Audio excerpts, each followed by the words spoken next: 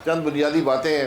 आज मुल्क का नौजवान क्या चाहता है? हम सब नौजवान की बात करते हैं। नौजवान मुल्क का अपनी इज़्ज़त चाहता है, अपना हक चाहता है, रोज़गार चाहता है और कारोबार के मौके चाहता है। मुल्क उस वक्त तक तरक्की नहीं करेगा अगर मईशत तरक्की नहीं करेगी। और एक बात हमें समझनी पड़ेगी कि जिस मुल्क में सियासी इंतशार होगा वहाँ पर मईशत तरक्की नहीं करेगी। जिस मुल्क में इलेक्शन चोरी होते हो वो मुल्क तरक्की नहीं करते। ये बातें हमें समझनी पड़ेंगी। पाकिस्तान के पास एक बहुत बड़ा एहसासा है जो दुनिया के बहुत कम ममालिक के पास है, उसका नाम है नौजवान। जिस तरह हम आज मुल्क चला रहे हैं ये मुल्क नहीं चल सकता, ये बड़ी वाज़ेह बात है। पूरा मुल्क दुनिया रिफॉर्म्स की बात करती है, एक मुल्क है जो रिफॉर्म्स की बात नहीं करता, उसका नाम पाकिस्तान है। दूसरा जो आपने सवाल किया मोरूसी सियासत के बारे में, मोरूसी सियासत दुनिया में सियासत का हिस्सा है, लेकिन मोरूसियत अगर काबिलियत की बुनियाद पे हो, मोरूसियत तजर्बे की बुनियाद पे हो तो उसकी जगह है। लेकिन मोरूसियत बराए मोरूसियत हमेशा नाकाम रही और नाकाम रहेगी। जी जी होकर बात कर लूँ। जी जी ना कोई राब्ता ही नहीं हो रहा है, ना वो हमें देख रहे हैं ना हम उन्हें देख रहे हैं। पहला सवाल ये है कि क्या इस मुल्क के मुस्तकबिल में इस मुल्क के नौजवानों का कोई हिस्सा है या नहीं है? आप ऐसे क्या समझते हैं? अगर मैं आपसे पूछूं आपका कोई हिस्सा है इस मुल्क में? नहीं है। ये देखिए ज़ुबान खल्क़ को नक़ारा खुदा समझो, और ये वो नौजवान हैं जो इस मुल्क के पंजाब यूनिवर्सिटी के बाशऊर तलबा और तालिबात हैं, जो इस मुल्क का सबसे आगे बढ़ा हुआ तबका है, और वो ये कह रहा है कि हमारा इस मुल्क में कोई हिस्सा नहीं है। तो ऐसा क्यों है? एक तबके ने कब्जा कर लिया और वो तबका 3 ताकतों पर मुश्तमिल था। एक सिविल और मिलिट्री ब्यूरोक्रेसी, दूसरा जागीरदार तबका और तीसरा लुटेरे और चोर सरमायादार, जिन्होंने इन तीनों तबकों ने इस मुल्क पर कब्जा किया। 78 साल से ये तबका आगे बढ़ रहा है, पूरा मुल्क पीछे जा रहा है और ख़ास तौर पर नौजवान पीछे जा रहे हैं। आपको मालूम है कि पिछले साल 10 लाख नौजवान जिन्होंने इस मुल्क में पढ़ा, इस मुल्क में तालीम हासिल की और वो इस मुल्क से बाहर चले गए, 10 लाख नौजवान, पढ़े लिखे नौजवान।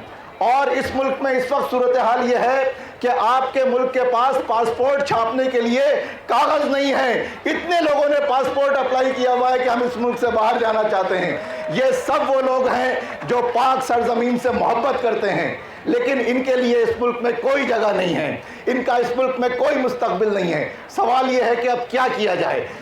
उसका जवाब यह है कि इस मुल्क को एक स्ट्रक्चरल, एक निज़ामाती तब्दीली की ज़रूरत है, और किसी भी मुल्क के निज़ाम को तब्दील करने के लिए एक इनकलाब की ज़रूरत होती है। लिहाजा इस मुल्क का नौजवान इस मुल्क के इक़्तिदार तक उस वक्त पहुँचेगा जब इस मुल्क में नौजवानों का इनकलाब आएगा, जब इस मुल्क में अवाम का इनकलाब आएगा।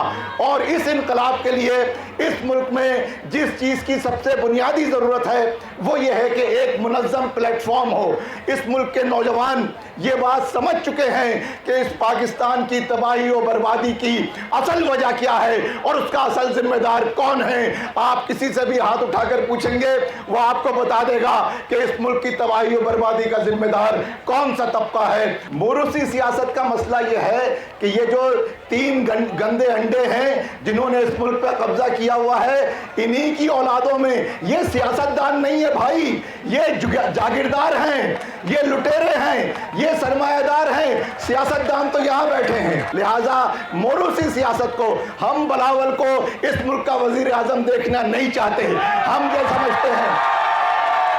ये समझते हैं कि मरियम को जितवाने के लिए 40,000 जाली वोट डालने पड़े हैं जब मरियम इस सूबे की वज़ीर आला बनी है। लिहाजा मोरूसी सियासत नहीं चाहिए, अवाम की सियासत चाहिए, नौजवानों की सियासत चाहिए। ये मुल्क अवाम ने बनाया है और इस मुल्क के इक़्तिदार पर अवाम का हक है जो उन्हें मिलना चाहिए। बहुत शुक्रिया आपका। इय्याका नअबुदु व इय्याका नस्तईन। मेरी उम्र इस वक्त 57 साल हो गई है और इनकलाब और ये बातें सुनते हुए हमारे कान थक गए थे। और हकीकी मानों में अगर एक इनकलाबी सोच और आपकी आवाज़ को लेकर आया है तो उसका नाम इमरान खान है। वरना मैं तारीख के उन औराक से बड़ी अच्छी तरह वाकिफ हूं। मैंने जुल्फकार अली भुट्टो का ट्रायल खुद पढ़ा है। पीपल्स पार्टी बातें बड़ी करती है, जरा जो भुट्टो साहब का बयान है वो जब बता रहा है कि उसकी हुकूमत को किसने गिराया था, तो वो सुन ले, वो अमरीकी साम्राज्य थे। उनके 342 के स्टेटमेंट में यही लिखा है, उसके साथ कौम नहीं खड़ी हुई। और 342 का आज का भी इमरान खान का स्टेटमेंट देख लें आप, उसने भी अमरीकी साम्राज्यों से टक्कर ली है। और उसके जितने परवरदा यहां बैठे हुए हैं आपके सामने हैं, आप लोगों को आवाज दी है। इस नौजवान की आवाज एक ही लीडर इस वक्त लेकर निकल रहा है और उसका नाम इमरान खान है। और यह इस बात का सबूत है कि आज नौजवान खुद बात कर रहा है। नौजवान वोट लेने में आज़ादी है। मुझे किसी ने पूछा, मैं मुख्तलिफ टीवी प्रोग्राम में बैठता हूं, तो वो पूछते हैं कि जनाब आपको तो एस्टेब्लिशमेंट लेके आई। मैंने कहा 21 साल लगाए एस्टेब्लिशमेंट में लाने ने। और दूसरी तरफ देखें, 17 सीटें लेकर इस वक्त पीडीएम की हुकूमत बराजमान हो गई। ये समझना है आपको कि हकीकी लीडर जो है, और इमरान खान को अगर एस्टेब्लिशमेंट को इतनी जरूरत थी, अगस्त 2018 में आए थे, अप्रैल 2019 में ख्वाजा आसफ खुद कहते हैं कि जनरल बाजवा और जनरल फैज हमीद से राब्ता हो गया था। और अभी तारीखी तौर पर देख लें, नवाज शरीफ कितनी देर रह सका यहां इस मुल्क में। और अब तो फैसल वाडा खुद कह रहा है कि हमने लिख के दिए थी उसकी प्लेटलेट्स की रिपोर्टें। तो यहीं से समझना है ये हकीकी क़यादत नहीं है। इमरान खान इस वक्त जो जंग लड़ रहा है, तकलीफ, मुश्किल, मुसीबत में है, वो ये हकीकत है। 2 गर्मियों के मौसम बर्दाश्त कर लिए, 2 सर्दियों के मौसम भी बर्दाश्त कर लिए, लेकिन कोई कंप्रोमाइज नहीं किया उसने। वो खड़ा हुआ है। 9 मई का वाकया ज़बरदस्ती डाला गया हम पे। 26 नवंबर के बाद अब इनकी दौड़ें लग चुकी हुई हैं।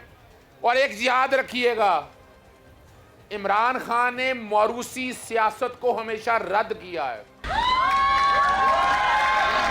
और आप लोगों में से ही अभी की जितने इलेक्शन लड़े हैं, चाहे एमएनए हो या एमपी हो या सेनेटर हो, कितने रवायती सियासतदान थे। ये है वो तब्दीली की आवाज। मैं इनकलाब पसंदों के एक कबील से हूं, जो हक पे डट गया, उस लश्कर कलील से हूं। मैं यूं ही दस्तों गिरेबान नहीं जमाने से, मैं जिस जगह खड़ा हूं दलील से हूं।